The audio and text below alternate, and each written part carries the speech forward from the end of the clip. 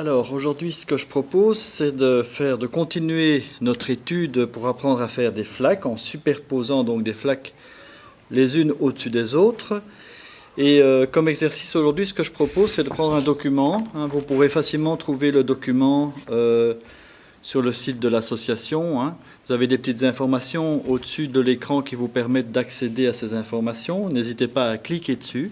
Donc vous pouvez télécharger le document si vous le souhaitez. Alors l'idée, c'est d'essayer de repérer les différentes surfaces du document. Donc ici, vous avez du rouge, du vert foncé, du vert clair, le fond qui est jaune. Vous avez les arbres qui sont dans un vert beaucoup plus froid et beaucoup plus sombre. Et vous avez évidemment les différentes couleurs dans les vêtements des trois anges ici. Alors vous prenez une feuille toujours aquarelle. Vous la divisez en petits carrés selon la même technique que d'habitude, c'est-à-dire vous commencez par du jaune léger, puis progressivement vous confirmez. Vous faites tout à main levée, c'est toujours un très bon exercice.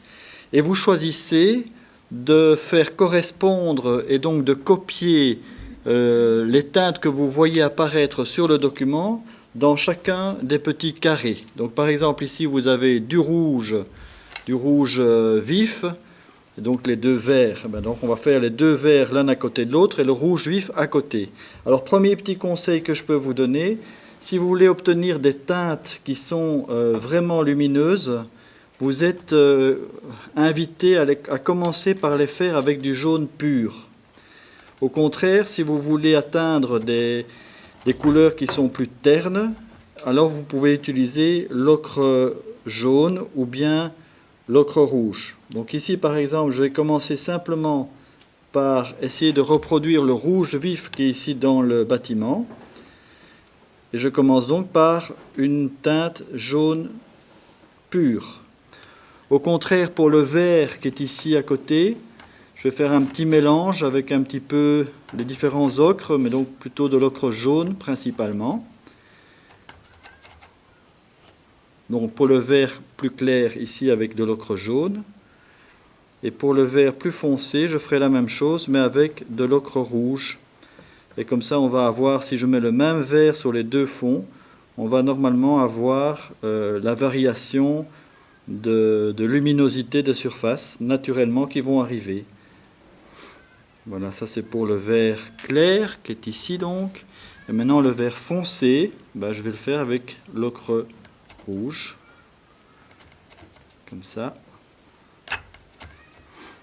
Toujours en flaque, donc toujours bien mouiller votre mélange.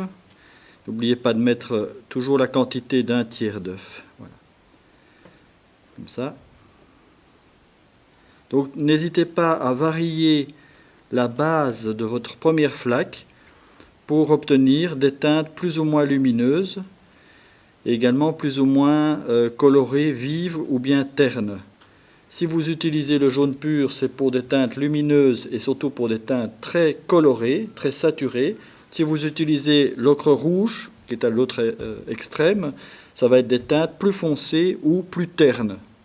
Alors je vais continuer le travail et nous reprendrons alors après les étapes suivantes. Alors deuxième flaque maintenant, en essayant de reprendre les teintes que je vois apparaître sur le document.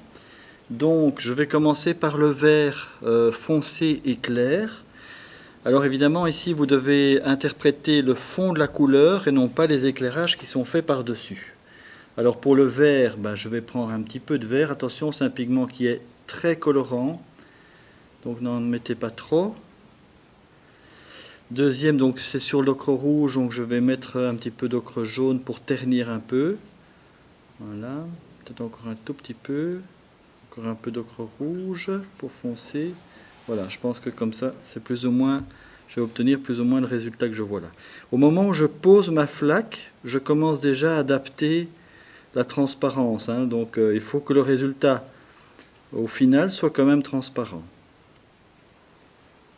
Voilà pour le vert foncé dans la partie ombrée du bâtiment. La même chose pour la partie claire.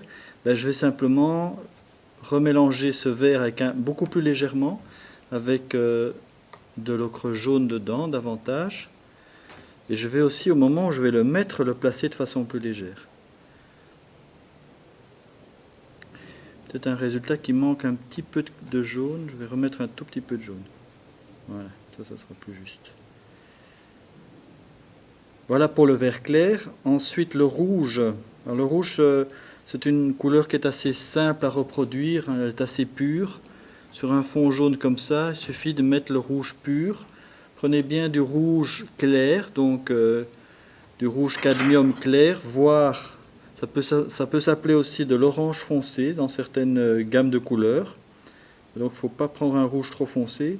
Et vous le mettez de façon suffisamment transparente pour que le jaune puisse illuminer le rouge par en dessous. Voilà, déjà donc le vert foncé, le vert clair, le rouge. Je vais maintenant faire le fond ici, qui est or. Donc je nettoie mon pinceau, je vais prendre du blanc, mettre un petit peu de jaune dans le blanc.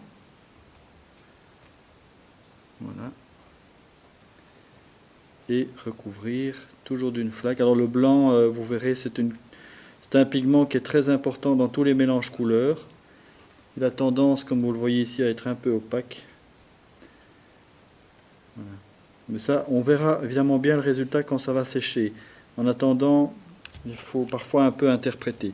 Je vais passer maintenant au vert foncé de l'arbre. Alors c'est un vert qui est un petit peu bleuté. Donc je vais mettre le vert pur, je vais mettre un petit peu de bleu dedans pour donner cette teinte un peu turquoise foncée. On pourrait même mettre un petit peu de noir. Voilà. Sur un fond d'ocre rouge. Vous voyez, je n'ai pas peur d'utiliser des teintes qui sont très différentes en superposition de flaques. C'est très important pour pouvoir avoir de la profondeur dans vos surfaces. Ne cherchez pas seulement une couleur, cherchez surtout un rendu de matière. Et donc vous ne pouvez pas obtenir ce rendu de matière si vous mettez la même teinte sur chacune des superpositions. Vous devez varier les teintes. Donc quand vous voulez un résultat final rouge, commencez par mettre du jaune en dessous. Si vous voulez au final un résultat vert foncé, eh bien vous mettez de l'ocre rouge en dessous. Donc c'est ça qui va créer de la profondeur dans les surfaces. Et enfin je vais finir avec ici, pour le haut du document, avec les rochers qui sont donc très classiquement dans une sorte d'ocre jaune, mais je vais quand même y incorporer un petit peu de blanc, ce qui va le refroidir. Voilà, comme ça, ça va aller sur un fond d'ocre jaune. Donc ocre jaune avec au-dessus une flaque d'ocre jaune plus un rien de blanc, ça donne vraiment deux teintes très différentes. Et on a pratiquement la couleur du rocher qui apparaît naturellement. Voilà, vous continuez à faire ce travail en essayant de repérer chacune des couleurs. Je vais peut-être juste faire aussi la bleue, n'a rien d'exceptionnel, mais dans cette icône évidemment de l'hospitalité d'Abraham, ce bleu est vraiment très important, c'est lui qui attire le regard. Et donc le bleu est sur un fond qui est ocre jaune. Donc je l'ai préparé ici, vous voyez. Et donc je vais prendre simplement le pigment. Ah ben j'ai plus du pigment bleu, je vais en reprendre. Hop. Le pigment bleu n'est pas très colorant, donc faites attention. Il est vite sali. Et vous devez toujours l'incorporer avec un rien de blanc dedans, sinon vous ne verrez rien. Il n'y aura pas de bleu qui va apparaître. Peut-être qu'ici c'est encore un peu trop léger. Je vais remettre un peu de bleu. Voilà. Ça c'est bien, ok. Et voilà le bleu qui va apparaître ici. Je vous parle ici, toujours ici, évidemment, de la teinte de fond et non pas la teinte, le rendu final, puisque vous avez aussi les éclairages, ça on ne va pas faire dans cet exercice-ci. Voilà le bleu. Voilà, vous continuez ce travail, vous essayez de remplir votre grille en vous inspirant des couleurs et des rendus de chaque surface dans le modèle que vous avez.